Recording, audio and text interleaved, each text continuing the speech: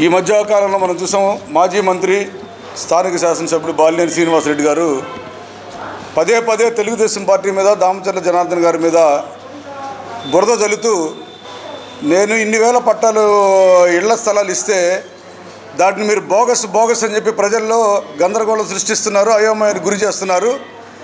దమ్ముంటే అవి బోగస్ పట్టాలని చెప్పి మీరు నిరూపించండి, నేను రాజకీయాల నుంచి శాశ్వతంగా తప్పుకుంటాను అని అన్నాడు. అసలు ఏం మాట్లాడతాడో ఆయనకే తెలియదు. ఎందుకంటే అది ఆయన రాజకీయ జీవితం అంతా ఛాలెంజ్ చేస్తాడు. గుడికి రమ్మంటాడు, ఆయన ఇష్టదైవం అయితే ఎవరైతే ఉన్నారో సాయిబాబా గారి గుడికి రమ్మంటాడు, హైదరాబాద్ వెళ్ళిపోతాడు బండెక్కి. మేమంతా రెడీ అయ్యేసరికి వద్దామని 2009 నుంచి కూడా ఛాలెంజ్ చేస్తాడు. ఎన్నికల ముందు నేను ప్రతిరోజు నీళ్ళు ఇవ్వకపోతే అసలు ఎన్నికలు పోటీ చేయను అన్నాడు 2009లో. ఇప్పుడు దాకా నిరాటంకంగా పోటీ చేస్తూనే ఉన్నాడు, గెలుస్తూనే ఉన్నాడు. మధ్యలో మంత్రి కూడా అయ్యాడు. ఏ ప్రతిజ్ఞ చేశాడో ఆ ప్రతిజ్ఞ మర్చిపోవడమే అతని యొక్క నైజం. మళ్ళీ 2024 ఎన్నికలు వచ్చినాయి.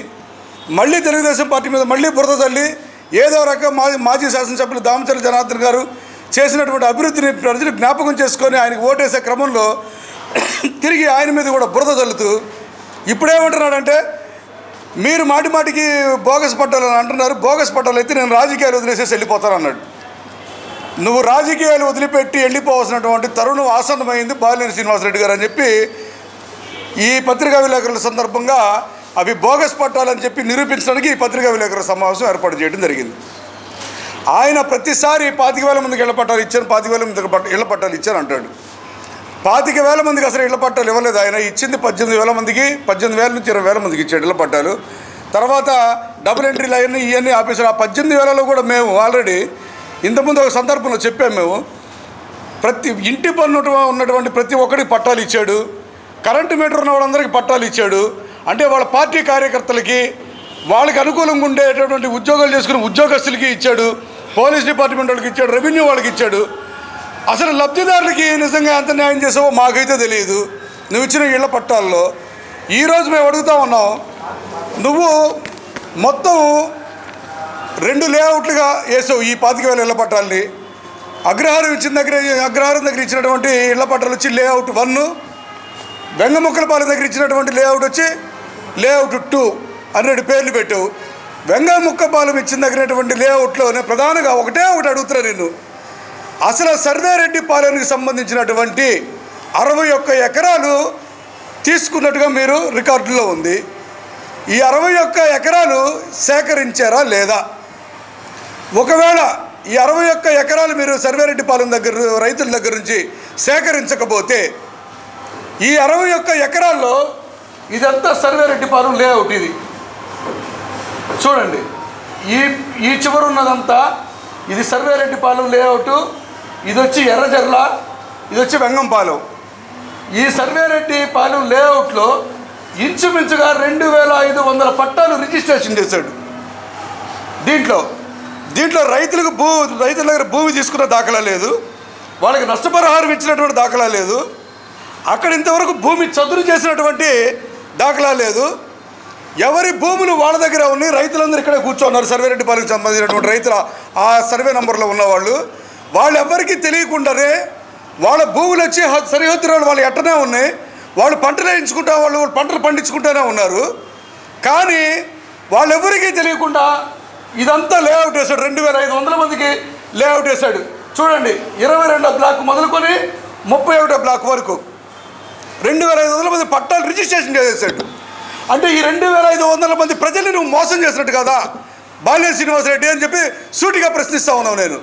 ఈ 61 ఎకరాల్లో ఇక్కడ వచ్చి రామదాసు కుంట 10 ఎకరాలు, ఇంచుమించు 11 ఎకరాల 13 సెంట్ల RSOR కాపీలో కూడా రామదాసు కుంట అని ఉంటుంది.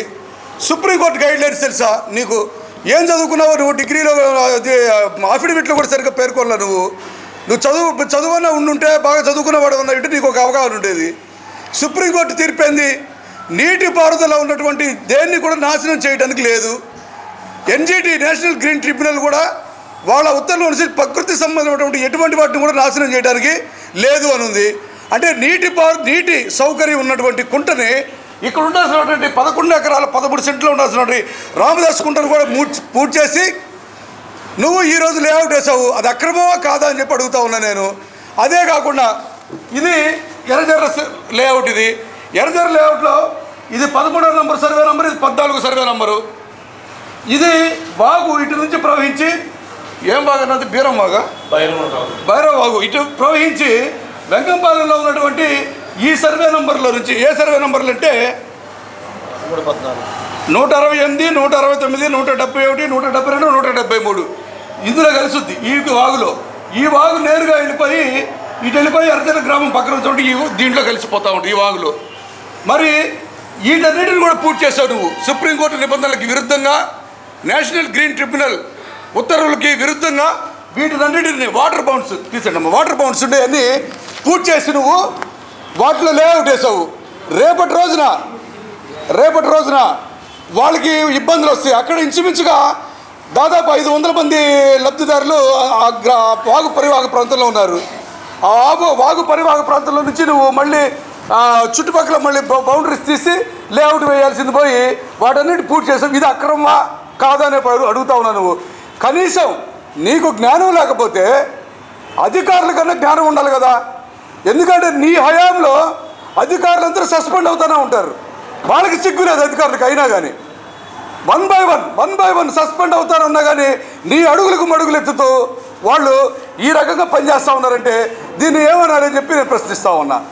మరి అదే కాకుండా మరి నువ్వు దాన్ని భూమి చదును చేయడానికి కానీ, భూమిలో రాళ్ళు వేయడానికి కానీ, లేఅవుట్ తయారు చేయడానికి కానీ ఏదైనా టెండర్ పిలవాలి. టెండర్ పిలిచిన తర్వాత దాంట్లో టెండర్ ప్రకారం నువ్వు ఇవ్వాలి. నువ్వేం చేసావు? నీ అనుచరులు ఎవరు ఉంటారో, నీకు కావాల్సిన వాళ్ళు ఎవరు ఉంటారో, నీకు కమిషన్ ఇచ్చేవాడు ఎవడైతే ఉంటాడో వాళ్ళకి కోట్ల రూపాయల వరకు అప్పచెప్పి కమిషన్లు కొట్టావు. అందులో ఆ కమిషన్లు డబ్బు ఇప్పుడు విచ్చలవిడిగా వెదజల్లుతూ ఉన్నావు ఈరోజు ఒంగోలు నగరంలో, అసలు నియోజకవర్గంలో ఎన్నికలకి. ఇదే ఈ రకంగా నువ్వు లేఅవుట్ వేయటం అనేది రూల్స్కి విరుద్ధమా కాదా? టెండర్ల ప్రక్రియ పిలవకుండా దీనికి నువ్వు సమాధానం చెప్పాలి. తర్వాత ఎన్నగ్రహారం లేఅవుట్ చూస్తే ఎన్నగ్రహారం లేఅవుట్ 1 ఇది. లేఅవుట్ 1లో తమ్ముడు ఒకసారి పట్టుకోండి అమ్మా.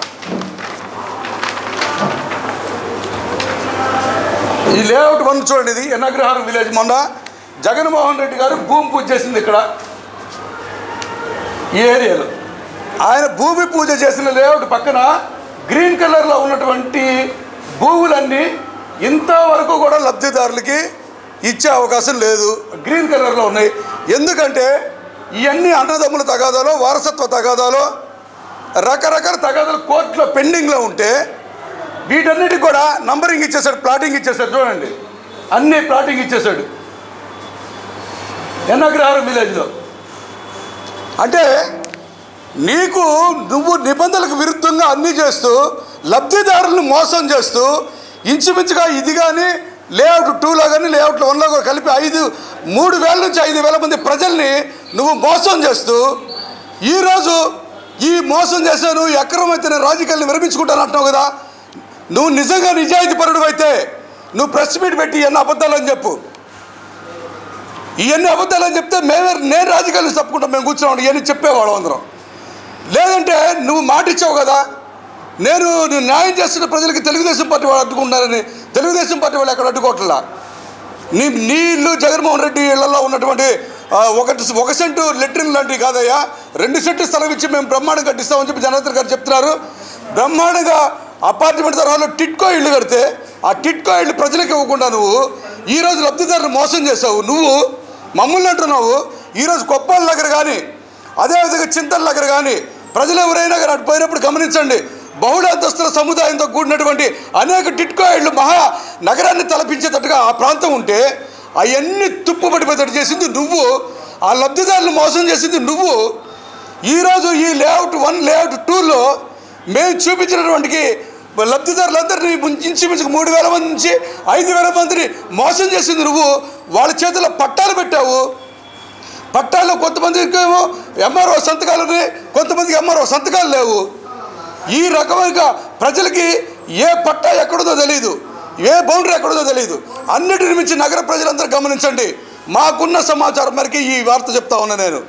ఇతను ఒక అవుట్సోర్సింగ్ ఏజెన్సీ లాంటిది ఏదో ఒకదాన్ని తీసుకొచ్చి కులాల వారీగా ఈ పట్టాలను విడగొట్టమని చెప్పాడు అనేది మాకున్నటువంటి సమాచారం. అంటే ఎస్సీలందరికీ అంటే ఒక దగ్గర ఇచ్చేటట్టు ఈ లేఅవుట్లో ఎందుకు అని ప్రశ్నిస్తే బాబాసాహెబ్ అంబేద్కర్ విగ్రహం పెట్టుకుంటే ఎవరు అభ్యంతరం చెప్పరు కదా, మీకంతా బాగుంటుంది, మీరందరూ ఒక దగ్గర ఉంటుంది కదని చెప్పి నచ్చ చెప్పినట్టు, మా వాళ్ళు అడ్డం తిరిగినట్టు, అంటే ఎప్పుడో 100 ఏళ్ల క్రితం ఉన్నటువంటి కుల వ్యవస్థ ఏ రకంగా వేళ్ళూరుకుంది, భూస్వామ్య కుల వ్యవస్థ, దాన్ని ఈ రూపంలో లేఅవుట్లు పెట్టి దాన్ని మళ్ళీ అతను ప్రవేశపెట్టడానికి ప్రయత్నించినట్టు, అగ్రకులాలకు చెందిన వారినేమో వెంగముక్కలపాలెం దగ్గర ఉన్నటువంటి లేఅవుట్లో ప్లాట్లు ఇవ్వడానికి ప్రయత్నించినట్టు. ఎందుకంటే అవి జగన్మోహన్ రెడ్డి రూల్ ఇచ్చాడు కదా, అమ్మేసుకోవచ్చని.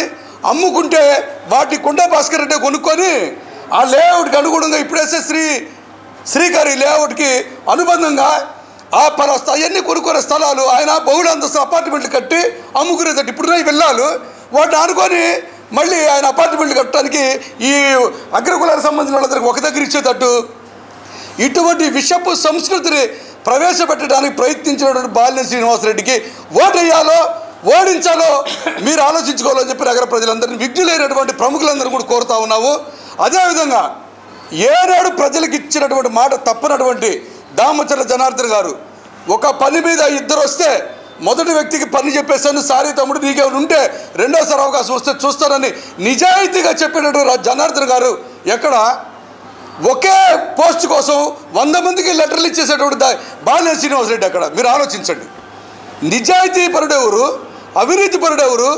ఈరోజు అవినీతి సొమ్ముతోటి ఎర్రచందనం స్మగ్లర్ కలిశాడు, మళ్ళీ నగరాన్ని ఏళ్తున్నారు. ఈ నెల రోజులు అయిపోయిన తర్వాత మిమ్మల్ని ఎవరు పట్టించుకున్న వాళ్ళు ఎవరు ఉండరు. జనార్దన్ గారు ప్రతిపక్షంలో ఉండి 8 నెలల క్రితం జాబ్ మేళా పెట్టి ఇంచుమించుగా 300 మంది నుంచి 400 మందికి ఉపాధికి ఉద్యోగులకి యువతకు అవకాశం కల్పించారు. ఆయన 10,000 మొదలుకొని 25,000 జీతాల వరకు. బాలినేని శ్రీనివాసరెడ్డి, బాలినేని ప్రణీత్ రెడ్డి ఏం చేశారు చూసాం కదా. ఎమ్మెల్సీ ఎన్నికల్లో 18 సంవత్సరాలు 24 సంవత్సరాలకు యువతలంతా మత్తు పదార్థాలకి, గంజాయికి, వాటన్నిటికీ బానిసలు చేసి వాళ్ళందరినీ రోడ్ల మీద తీసుకొచ్చి వాళ్ళందరి సంఘ విద్రోహ శక్తులుగా వాళ్ళని తయారు చేసి ఎంతమంది కుటుంబాలకి అతను ఈరోజు బాధాకరంగా తయారయ్యాడనేది ఆ బాల్యం తండ్రి కొడుకులు ప్రజలందరూ ఆలోచించాలని తెలియజేస్తా ఉన్నా. రిమ్స్లో ఉన్నటువంటి అత్యవసర విభాగం ఎవరైనా దెబ్బ తగలగానే చనిపోతూనే ఉన్నటువంటి వ్యక్తులు గబగబ తీసుకెళ్ళి అత్యవసర విభాగంలో చేర్పించి బ్రతికించుకోవడం ప్రయత్నం చేసేటటువంటి విభాగం మీద ఈ మధ్య కాలంలో ఏ రకంగా దాడి చేసిన ఈ అల్లరి మొగులు మొత్తం 18 నుంచి 22, 23 సంవత్సరాల యువకులు గంజాయి మత్తులు ఏం చేస్తున్నారో తెలియదు, మొత్తం మందు, వాళ్ళందరూ మద్యం దాగి ఇటువంటి యువతను జీతాలకు తయారు చేసుకున్నటువంటి బాలినేని శ్రీనివాసరెడ్డిని ఓడించకపోతే ఈ నగరం, ఈ అసెంబ్లీ నియోజకవర్గం పరిధి ఏ రకంగా అయిపోద్దో రాబోయే రోజుల్లో ప్రజలందరూ ఆలోచించండి. ప్రలోభాలకి లొంగబాకండి. వాళ్ళు ఇచ్చే ఓటుకు 10,000 అయినా 20,000 అయినా డిమాండ్ చేసి తీసుకోండి. ఎందుకంటే చంద్రబాబు నాయుడు గారు ప్రజా ప్రయోజనార్థం, రాష్ట్ర ఖనిజాభివృద్ధి, రాష్ట్ర ట్రెజరీ కోసం ఆయన ఎర్రచంద్రాన్ని అంతా ఒక దీంట్లో చేసి షెడ్లో పెడితే ఈ ప్రభుత్వ రంగాల్లో ఆ ఎర్రచంద్రం అమ్మేసింది. అది అమ్మేసింది కాకుండా అడవుల్లోకి పోయి అటవీ శాఖ మంత్రి బాలినేని శ్రీనివాసరెడ్డి, అతను మారిస్తే పెద్దిరెడ్డి రామచంద్రారెడ్డి అటవీ శాఖ, ఆ చిత్తూరు నుంచి ఆయన దిగి వచ్చాడు, మళ్ళీ అక్కడి నుంచి చెవిరెడ్డి భాస్కర్ రెడ్డి. ఈ రకంగా వాళ్ళు ఆ అక్రమ సొమ్మును తీసుకొచ్చి మిమ్మల్ని అందరినీ భయభ్రాంతులకు గురి చేస్తే, ప్రలోభాలకు గురి చేస్తే ఓటు వేయించుకోవడానికి ప్రయత్నం చేస్తున్నారు. ఇచ్చే డబ్బు తీసుకుంటే వాళ్ళ సొంతం కాదు అది. ఆ ఇచ్చే డబ్బు అక్రమమైన మన సొమ్ము, మన పన్నుల రూపంలో కట్టింది. తీసుకోండి. నిజాయితీగా పనిచేసే దామచర్ల జనార్దన్ గారికి ఒక్కసారి ఓటేసి ఏ రకంగా ఒకసారి గెలిపిస్తున్న అభివృద్ధి చేశాడో దాన్ని నిరంతరం మనం కొనసాగించుకోవడానికి, మన యువత గంజాయి మధ్య నుంచి బయటపడడానికి జనార్దన్ గారు గెలిచిన 100 రోజుల్లోనే గంజాయి మోకల ఆట కట్టించి ఆ యువతను సన్మార్గం వైపు నడిపిస్తామని చెప్పి మేము తెలుగుదేశం పార్టీ తరపున హామీ ఇస్తూ, మీకేమైనా మేము చెప్పినటువంటి అంశాల్లో లేఅవుట్లో సర్వేరెడ్డిపాలెంకి సంబంధించి డౌట్స్ ఏమైనా అడగచ్చు. రైతులు ఇక్కడ ఉన్నారు, వాళ్ళ వాయిస్ కూడా తీసుకోండి. వాళ్ళ భూములు వాళ్ళ దగ్గర ఉండి ఎట్లా ఏ రకంగా లేఅవుట్ వేశారో ఇంతవరకు వాళ్ళకి తెలియదు. మేము చెప్పేవారు ఈయన ఛాలెంజ్ చేసిన తర్వాత మేము మొత్తం దాని మీద దృష్టి పెడితే ఇన్ని రకాలుగా దాదాపు 5,000 మంది ప్రజల్ని పట్టాలిచ్చి మోసం చేసేస్తాడు, రిజిస్ట్రేషన్లు చేసేసి. కాబట్టి ఎవరు ఎటువంటి వ్యక్తులు మీరు గమనించి మంచి వ్యక్తిని ఎన్నుకోవాలని చెప్పి ఒంగోలు అసెంబ్లీ నియోజకవర్గ ప్రజలందరికీ విజ్ఞప్తి చేస్తూ సెలవు తీసుకుంటాం. Thank you very much.